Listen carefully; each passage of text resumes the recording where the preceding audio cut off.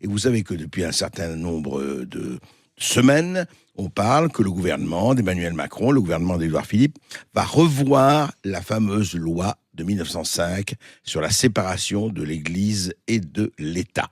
Il y a eu énormément de choses qui se sont passées depuis, la poussée islamiste, la poussée communautariste, un certain nombre de choses, et il faudrait peut-être ou pas, vous nous le direz aussi au 0826 300 300, il faudrait revoir ou pas. Alors, certains disent il faut surtout toucher à rien, et parmi ces personnes, il y a Laurence Marchand-Taillade qui... Laurence, vous êtes avec nous ? Oui, bonjour André, bonjour Céline et bonjour aux auditeurs. Bonjour Laurence. Alors dites-moi Laurence, qu'est-ce qui se passe exactement sur ce front de la loi de 1905 et de la laïcité? On sait que hier, Emmanuel Macron a reçu le Conseil français du culte musulman. Il va recevoir les autres communautés, représentants des autres communautés. Il va recevoir, je suppose, les laïcs. Et on parlera aussi de l'Observatoire de la laïcité, bien sûr, qui a dit un certain nombre de choses sur les signes ostentatoires. Mais est-ce qu'il y a vraiment volonté de revoir cette loi ?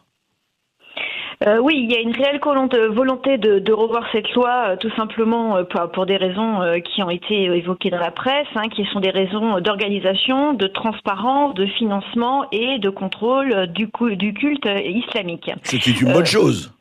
Non. C'est une bonne chose qu'on souhaite enfin s'intéresser aux dérives de l'islam politique, puisqu'en l'occurrence, pour moi, l'islam, c'est censé être une religion comme les autres. Et si c'est une religion comme les autres, elle doit se plier aux lois de la République, et ce n'est pas à la République de s'y adapter. Donc, c'est la première erreur d'évaluation du gouvernement, c'est qu'aujourd'hui, la loi de 1905 prévoit tous les arrangements nécessaires pour cadrer notamment les dérives qu'il y a dans les lieux de culte ou dans l'utilisation des lieux de culte, et pour cadrer aussi le financement des associations cultuelles. Donc le problème ne vient absolument pas de la loi de 1905, mais bien de la vision du gouvernement.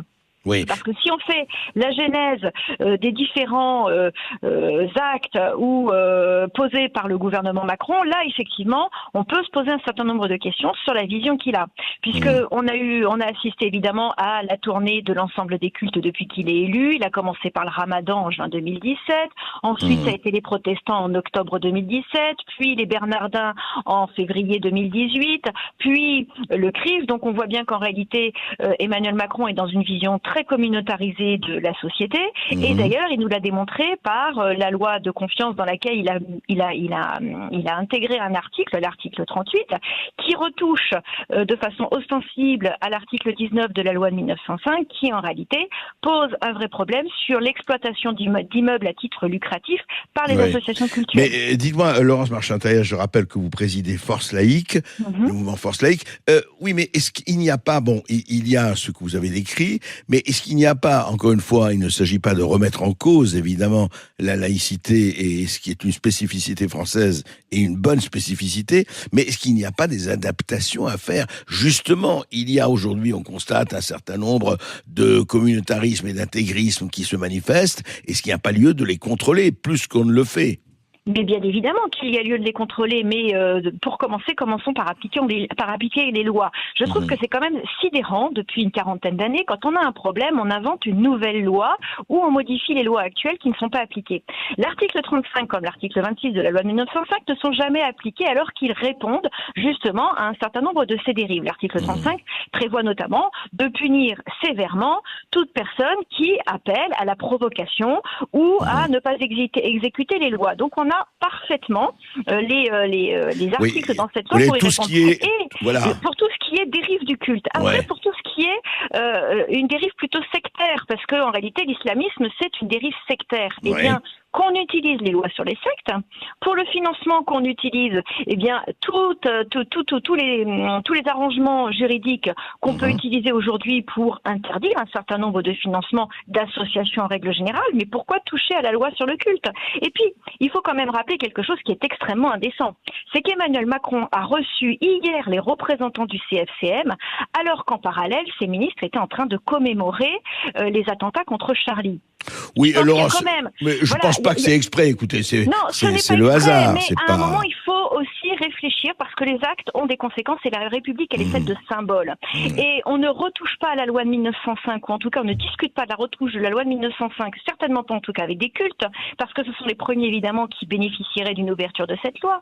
Donc on ne discute pas de ce genre d'arrangement sur une loi qui au contraire est le vrai paravent et le vrai bouclier contre les dérives même de ces religions. Eh bien, vous savez ce qui reste, il faut que les laïcards, comme au lieu de se faire crucifier, comme dit Médine, eh bien, se manifestent peut-être un peu plus. Vous le faites, mais peut-être que ça devrait être beaucoup aussi, par plus exemple, audible. Écoute, alors pour une fois, j'ai envie de vous dire, écoutons Jean-Louis Bianco, puisque ça fait des années qu'il nous dit que nous n'avons pas de problème avec la laïcité.